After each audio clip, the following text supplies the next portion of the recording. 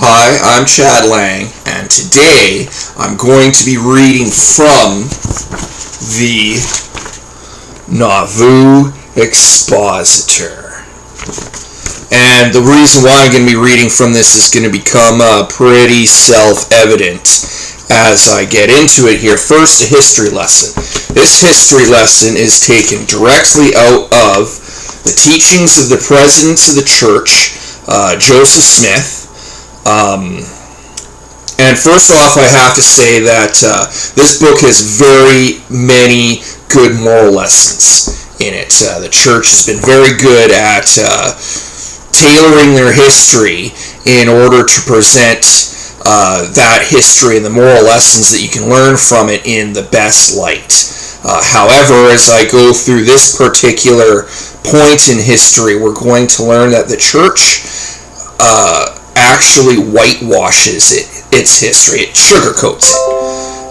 And it uses things like loaded language in order to elicit emotional responses from people who are taught a certain version or they're not given very much information. I'm going to get into that a little later on. So I'm reading from chapter 46 on page 529 in the Joseph Smith Manual, and this is what it has to say about the Nauvoo Expositor. On June 10th, 1844, Joseph Smith, who was the mayor of Nauvoo and Nauvoo City Council, ordered the destruction of the Nauvoo Expositor and the press on which it was printed. The Nauvoo Expositor was an anti-Mormon newspaper that slandered the prophet and other saints and called for the repeal of the prophet and others, called for the repeal of the Nauvoo Charter. City officials feared that this publication would lead to mob action. As a result of the action by the mayor and the city council, Illinois authorities brought an unfounded charge of riot against the prophet, his brother Hiram, and other Nauvoo city officials. The governor of Illinois, Thomas Ford, ordered the men to stand trial in Carthage, Illinois, the county seat, and promised them protection.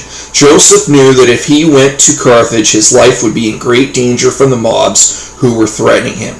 Believing that the mobs wanted only them, Joseph and Hiram decided to leave for the west to preserve their lives. So he was going to run away. Again, I had a bishop who asked me, well, if Joseph was a false prophet, if he was a faker, why didn't he run away?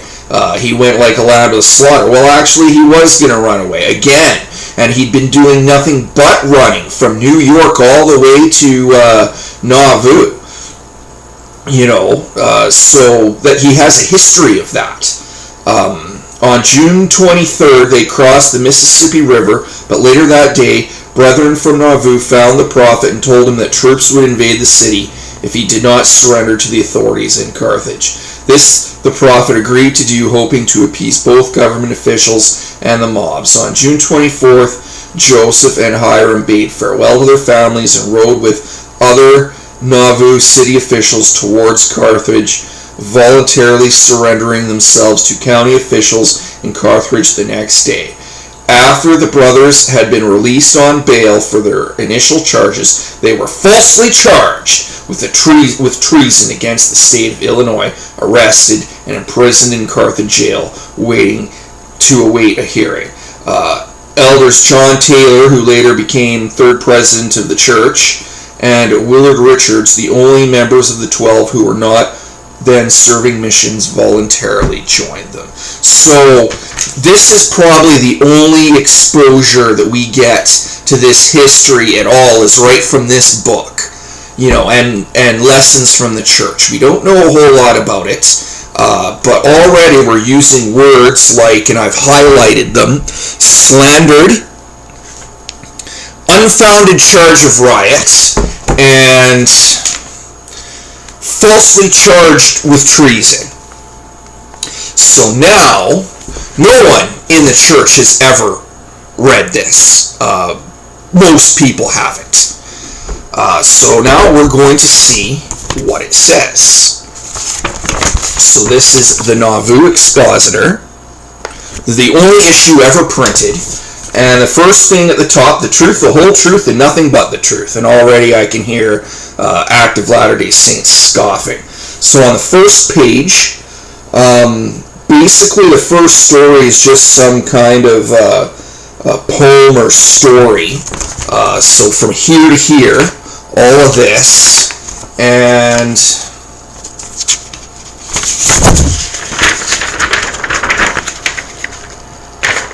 also most of this, and it's about right here, preamble, that we start getting into talking about the Nauvoo Expositor and it's slandering the prophet's good name. So I'm going to skip this little nonsensical story at the top and get right into that. It is with the greatest solicitude for the salvation of the human family and of our own souls that we have this day assembled. Fain would we have slumbered, and like the dove that covers and conceals the arrow that is preying upon its vitals, for the sake of avoiding the furious and turbulent storm of persecution which would gather soon to burst upon our heads, have covered and concealed that which for a season has been brooding among the ruins of our peace. But we rely upon the arm of Jehovah, the supreme arbiter of the world, to whom we this day and upon this occasion appeal for the rectitude of our intentions.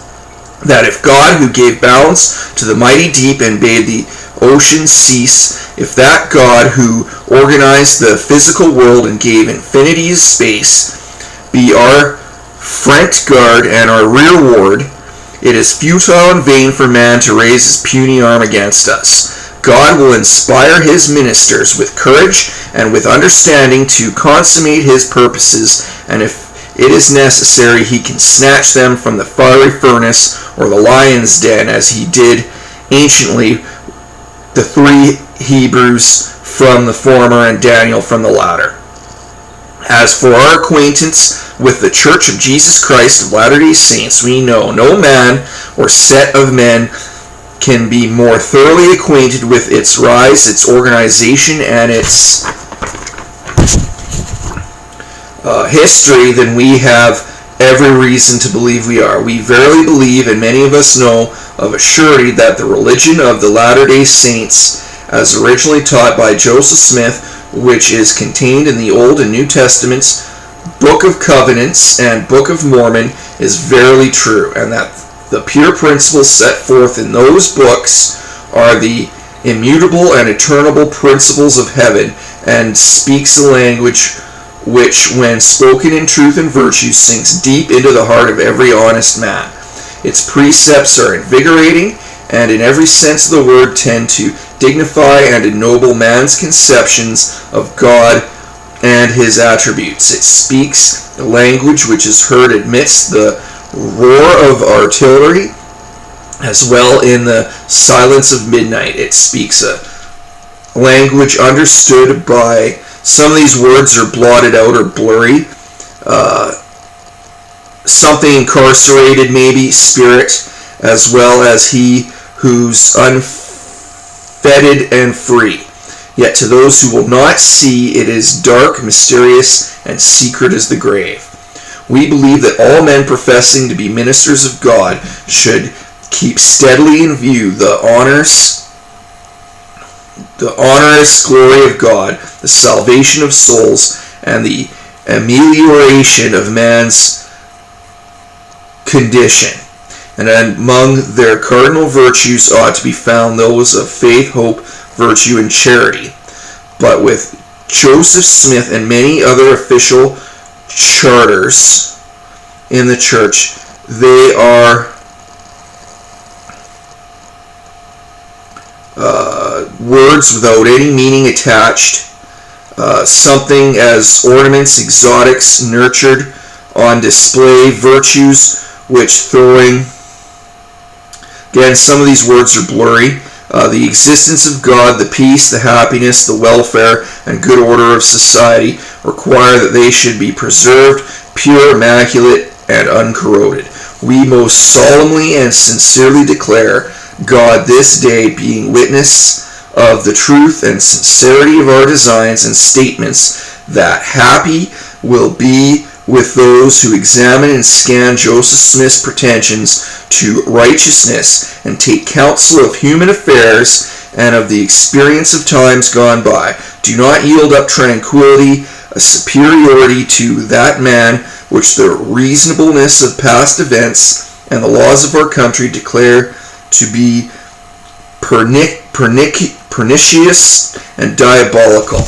We hope many items of doctrine is now taught, some of which, however, are taught secretly and denied openly, which we know positively is the case, and others publicly considerate men will treat with contempt, for we declare them heretical and damnable in their influence, though they find many devotees. How shall he who has drank of the poisonous draught teach virtue?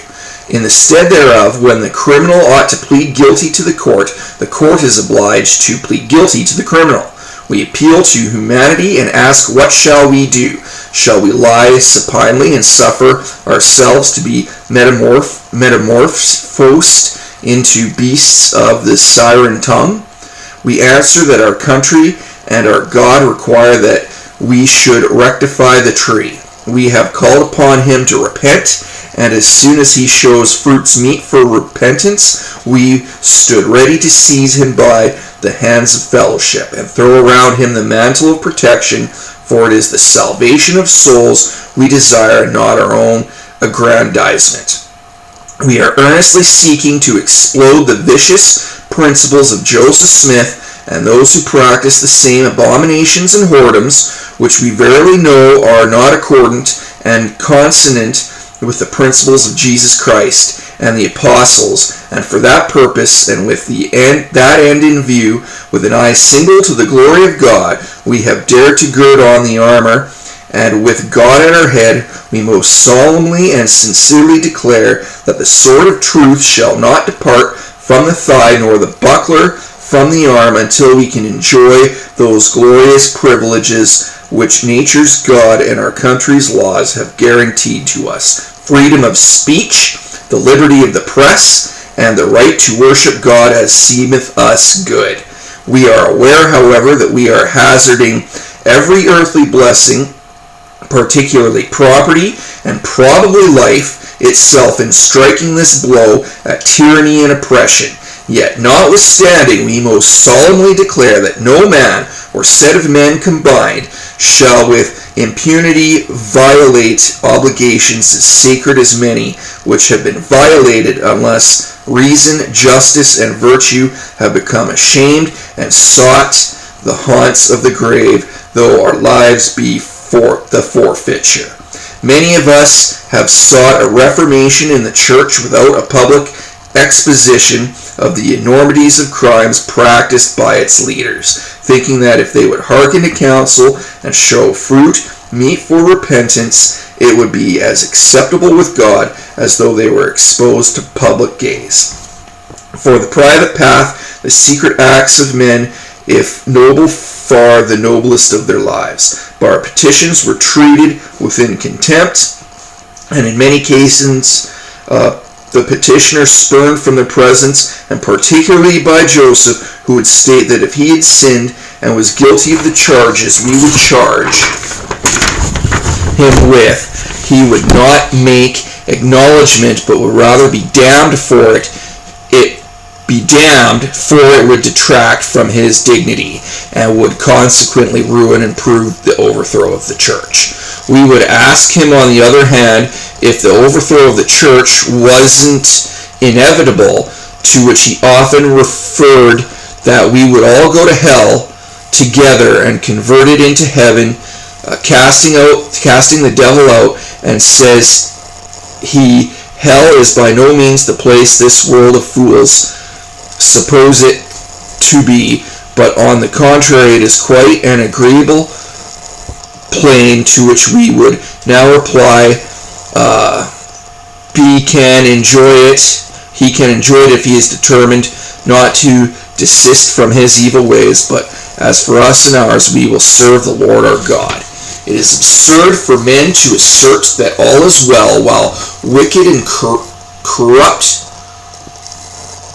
Again, these words are blurry. Something about seeking our destruction by perversion of sacred things, and for all is not well, while whoredoms and all manner of abominations are practiced under the cloak of religion. Lo, the wolf is in the fold, arrayed in sheep's clothing, and is spreading death and devastation among the saints. And we say to the watchmen standing upon the walls, cry out and spare not, for the day of the Lord is at hand, a day earned both with wrath and fierce anger, to lay the land desolate. It is a notorious fact that many females in foreign countries and in countries to us unknown, even in the most distant regions of the Eastern Hemisphere, have been induced by the sound of the gospel to forsake friends and embark upon a voyage across the waters that lie stretched over the greater portion of the globe,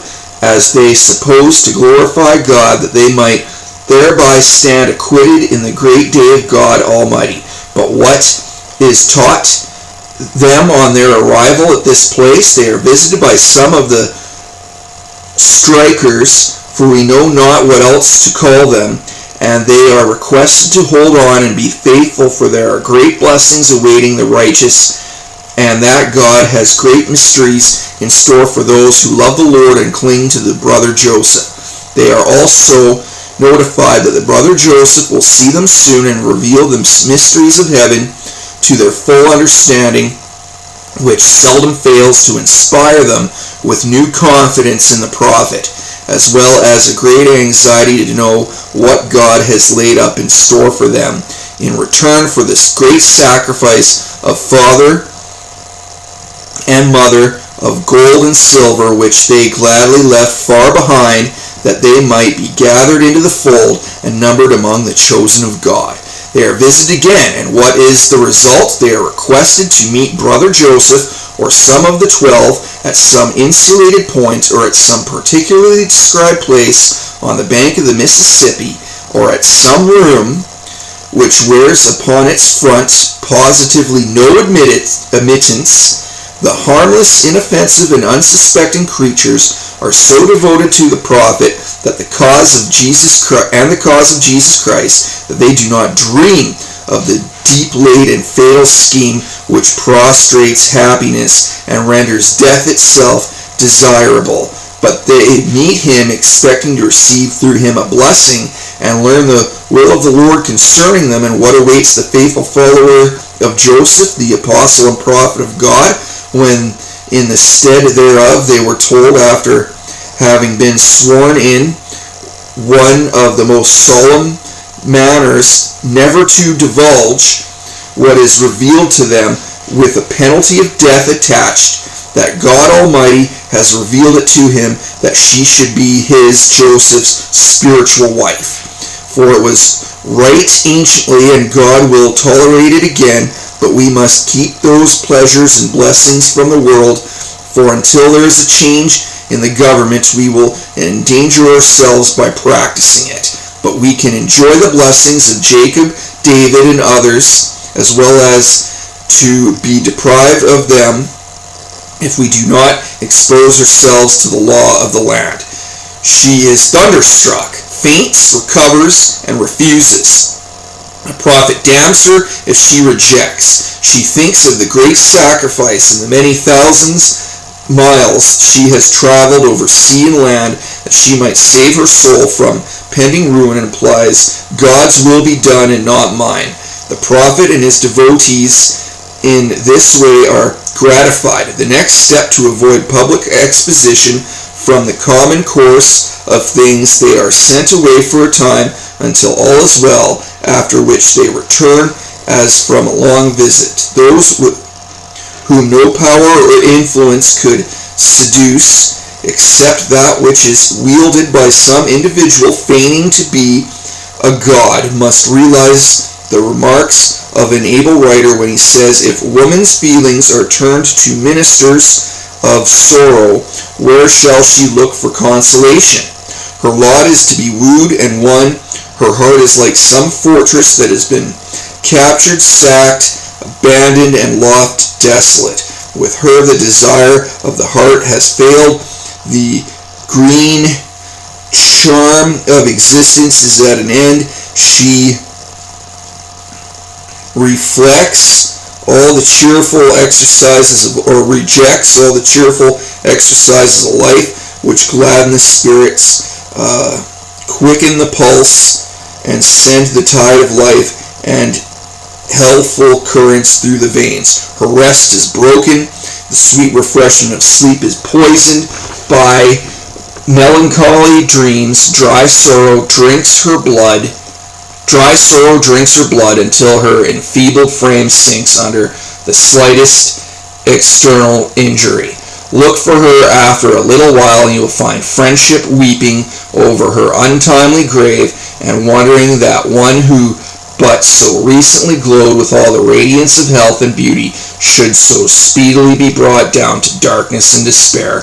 You will be told of some wintry chill, of some casual indisposition that laid her low, but no one knows of the mental malady that previously sapped her strength and made her so easy a prey to the spoiler. She is like some tender tree, the pride and beauty of the grove, graceful in its form, bright in its foliage, but with the worm preying at its heart, we find it withered when it should be most luxuriant. We see it drooping its branches to the earth and shedding leaf by leaf until wasted and perished away. It falls in the stillness of the forest, and as we muse over the beautiful ruin, we strive in vain to recollect the blast or thunderbolt that could have smitten it with decay. But no one knows the cause except the foul fiend who perpetrated the diabolical deed.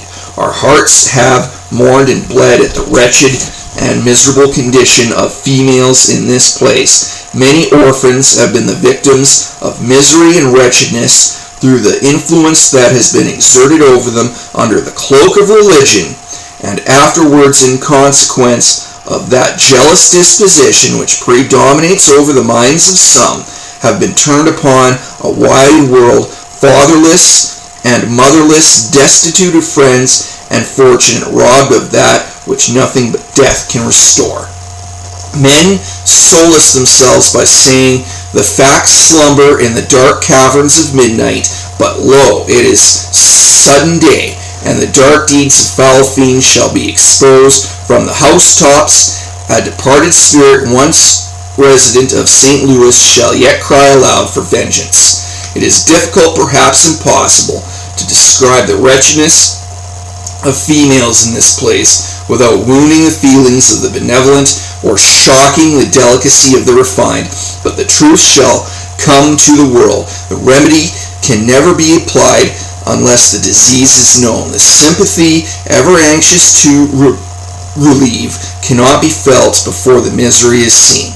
The charity that kindles at the tale of woe can never act with adequate efficiency till it is made to see the pollution and guilt of men now buried in the death shades of heathenism. Shall we then, however painful the sight, shrink from the contemplation of their real state? We answer, we will not, if permitted to live. As we have before stated, it is the vicious principles of men we are determined to explode. It is not that we have any private feelings to gratify or any private pique to settle that has induced us to be thus plain, for we can respect and love the criminal if there is any hope of reformation, but there is a point beyond which forbearance ceaseth to be a virtue.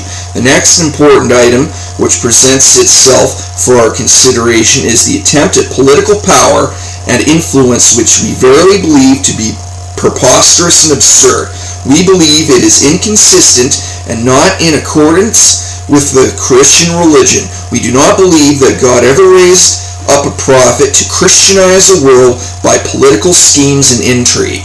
It is not the way God captivates the hearts of the unbeliever, but on the contrary, by preaching truth in its own native simplicity and in its own original purity, unadorned with anything except its own indigenous beauties. Joseph may plead he has been injured, abused, and his petitions treated with contempt by the general government, and that he only desires an influence of a political character that will warrant him redress of grievances. But we care not.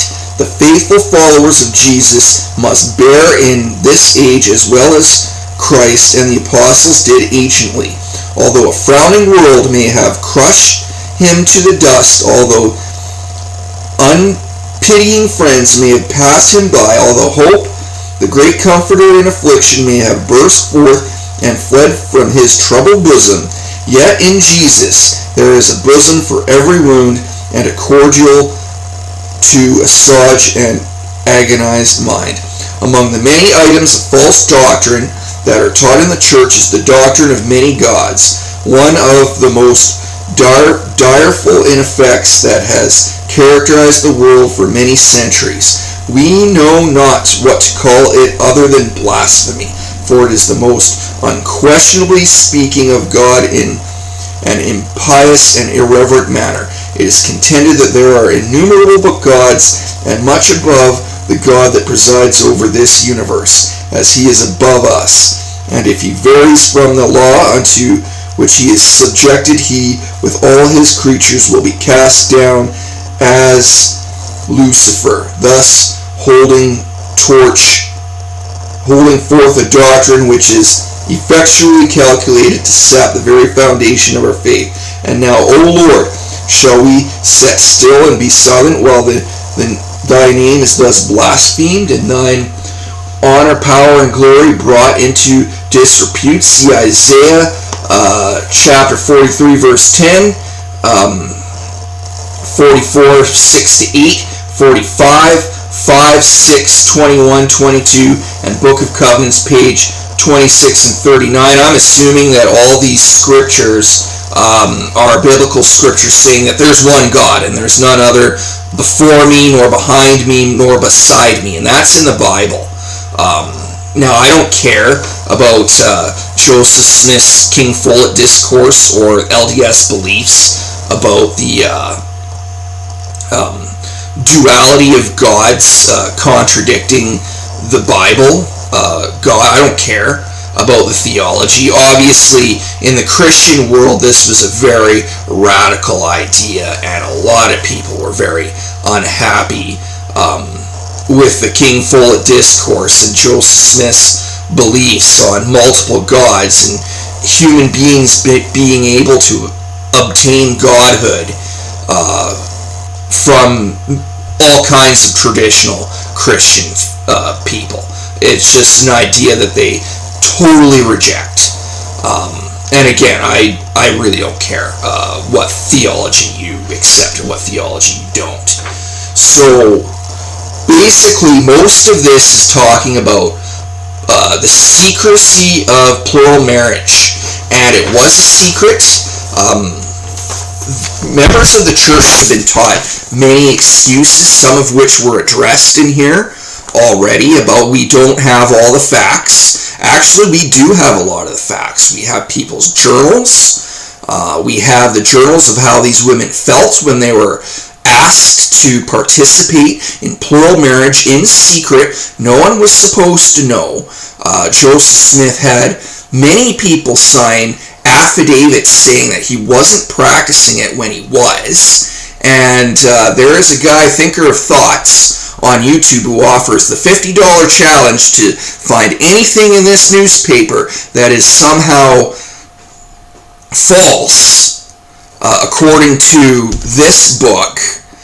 And if you can point that out and it's reasonable, you get $50. So there you go. They were William Law and company were very worried that they were going to lose their lives when they exposed this. Joseph and company did react as expected and trashed the newspaper, and these are the events that led up to the martyrdom of Joseph Smith, who had joined Freemasonry several months earlier, who instituted the secret temple rites, some of which obtain many similarities with Freemasonry rites, both of which are secret, and we know that there's similarities because people in both groups who have become disenfranchised with their groups, who aren't supposed to talk about it, have spilled the beans. So we know there are similarities between the endowment and Freemasonry. Specifically the 5 points of fellowship, the signs and the penalties, mainly those ones. A lot of which has been taken out now. So they've changed the ceremony over the years, which isn't a bad thing. All the changes made to the temple ceremony have actually been an improvement when you look at it, because we're not doing any of this weird Masonic stuff. Some of it, but not as much as they were doing before. And polygamy was a really big deal. Everything that I read in here makes Nauvoo sound like Colorado City, Warren Jeffs. The same kinds of things were going on. They were kicking kids out of town because there wasn't enough women to go around for all the creepy old men who were in high church positions that wanted multiple wives. Orson Pratt's first wife finally divorced Orson Pratt after he married a 16-year-old girl, his 10th wife, when he was in his gray hairs, and she was younger than the youngest daughter that Orson Pratt's first wife had with Orson Pratt. That's when Orson Pratt's first wife said, "I've had enough," and she became the biggest activist against Utah polygamy in the United States, which forced the church to stop practicing polygamy. So it was really a big deal.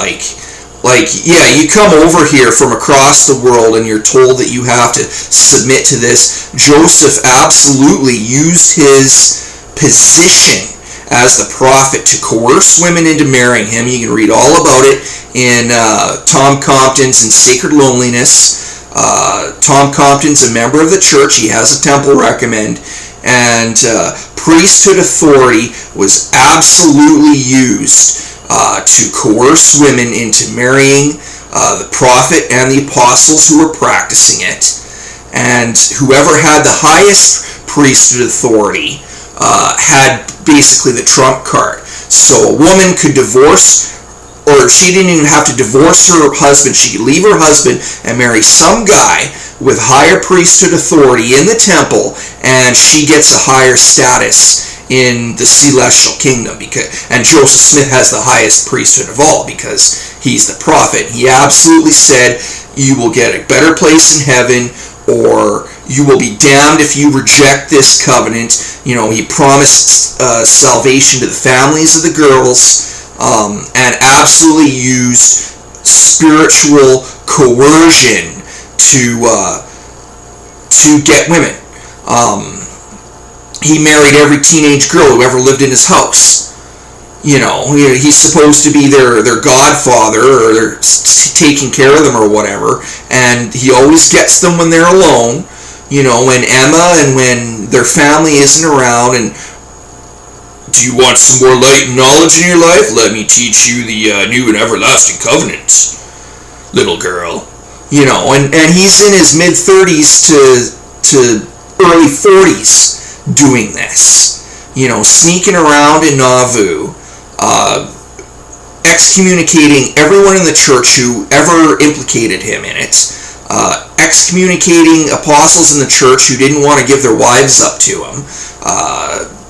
Parley P. Pratt and Joseph got into a scuffle about it, and then they came to an understanding. We don't really know what was said behind closed doors, but Joseph thought Parley P. Pratt's wife was hot and went after her, and they had a disagreement about it, and Parley P. Pratt almost got excommunicated. Parley P. Pratt was shot by a jealous husband of one of the women that he married, and was immediately marketed as a martyr in the church. The church doesn't really talk about him much anymore. We only see videos about him when they show us educational videos about the early history of the church. We don't know what happened to him in the trek to Utah. We don't know how he died. He was shot by a jealous husband. And going back to the higher priesthood being able to claim the girls, and they don't need to divorce their husbands. Sarah Ann Whitney married Joseph at 16. She was married off to Joseph C. Kingsbury by Joseph Smith in order to cover it up. And what's his name? Heber C. Kimball was able to court her or date her while she was married to Joseph C. Kingsbury, because Heber C. Kimball had the higher priesthood authority, so this was okay. And she finally ends up getting passed off to Brigham Young, who has the highest priesthood authority after Joseph Smith and becomes the next prophet. So, this is an example of how women were just passed around, and that's the way polygamy really was, guys. I'm sorry, but if you just look at the history, and stop listening to the rationalizations that the church gives you with their loaded language, falsely accused. He wasn't falsely accused of anything. It was really happening. He was involved in it. He was doing it. So there's no false accusations there. It was just a matter of whose side do you agree with. Do you agree with William Law's side, who it seems that William Law really felt that he was doing the right thing. Whether he was misguided or not, he thought he was doing the right thing as per his Christian sensibilities. Or do you believe Joseph Smith, who's excommunicating, everybody who exposes him or tries to expose him, and the fact that he's sneaking around behind everybody's back saying, how can a man accuse someone of having 7 wives when I only see one? Referring to Emma, and he had 23 wives at the time that he said this. It's not rocket science, guys. This man fits the profile of a charismatic cult leader. And I've read, there's this cult that I was looking up, something of the Martyrs. They're in the United States, and I'm reading this guy's manifesto. It was very, very smart. It was well written. It really called all the religions out on their fakery, and really appeals to the disenfranchised and altruistic people who want to know the truth. And then when you get there, you are subjugated by cult mind control with isolation and loaded language, and your critical thinking skills are oppressed, and they do all kinds of wife swapping and everything else. The Book of Mormon, fantastic book, very altruistic. It was written by a charismatic cult leader who his former profession before that was being a con artist. He put his seer stone into his hat and looked for lost treasure for people who would pay him money. That was his job as a teenager, and he was well known for it. This is why Josiah Stoll came to him from Bainbridge, New York, to ask him to help him find the silver mine that he was looking for, because Joseph was already well known as a treasure seer and treasure seeker. He already had a well-established reputation, but he never found any treasure. He collected money from people, but the treasure always disappeared into the depths of the earth, because that's what people believed, is that treasure was cursed by evil spirits and the people who buried them. And this is in the Book of Mormon, by the way, where the earth is slippery, and if God doesn't want you to find your treasure again, it's gonna disappear, and basically the ground is like an ocean, and it'll run away on you or whatever. And he came from a family and a culture that was well established at using divining rods to look for treasure, water witching. All this is con artistry. It's basically, he was like a medium or a psychic that you pay to go look for people. And so when that didn't work out, when his father-in-law said, you need to get out of this business, his next business was religion.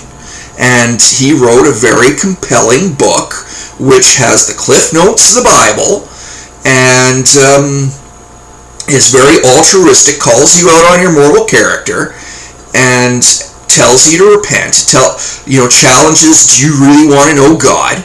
And his behavior the whole time was typical of the cult leader profile. Sorry guys, excommunicate me for saying it. Oh wait, you can't because I resigned already. Yes, I am now an apostate. So, you know what? That's what I think of all this. And I think that Joseph Smith himself said, Matthews, this cult leader in Ohio, yeah, he said some very remarkable things when Joseph Smith went to go see his sermon, but you could tell that his mind was filled with darkness. Well, I'm saying the same thing about Joseph Smith, and maybe I'm wrong. Maybe William Law is wrong. Maybe I'm going to hell for it. But you know what? The truth is the truth, and the truth is that we do not get taught the whole picture, but we are taught words and sentences which are designed to give us this emotional response to, how dare they falsely accuse the wonderful prophet and charge him with treason and this and that. The church is always the victim in the way it tells its history. And it's that way with inactives too. All the stories that we hear in church about less actives leaving the church, it's always one person who offended them one time.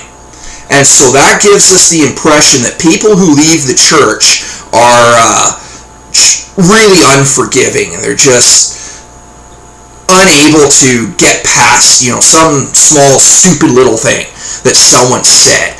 And people come to me and try and reactivate me with this preconceived notion. It's like, you have no idea all the hurt that I've been through because I've had no voice in my life. My independence has been, and desire for independence has been seen as a threat to my conversion. It's a threat to people's authority, my family's authority. The church is very authority conscious and authority focused, and that's one of the cult red flags as far as the books that I've been studying. And so they see independence as a threat to authority. You're not allowed to question their views.